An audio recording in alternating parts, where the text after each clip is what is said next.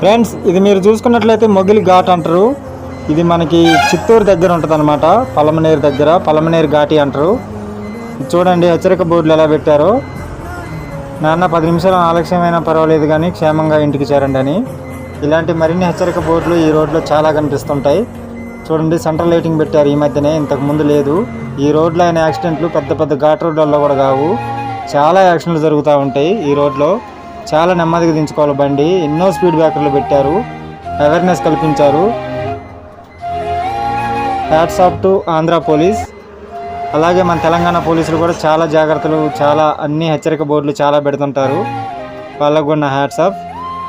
ఎదురు చూసుకున్నట్లయితే యమధర్మరాజు తీసుకెళ్తున్నట్టు కూడా ఒక ఫ్లెక్సీ పెట్టారు. ఇదంతా మన మంచికే కాబట్టి మనం అందరం జాగ్రత్తగా బండి నడుపుకుందాం. ఓకేనా? మన ఛానల్ సబ్స్క్రైబ్ చేసుకోండి. ఇలాంటి మరిన్ని వీడియోస్ కోసం ఒక లైక్ కొట్టండి. ఓకే ఫ్రెండ్స్, ఉంటా మరి. బాయ్. మళ్ళీ కలుద్దాం.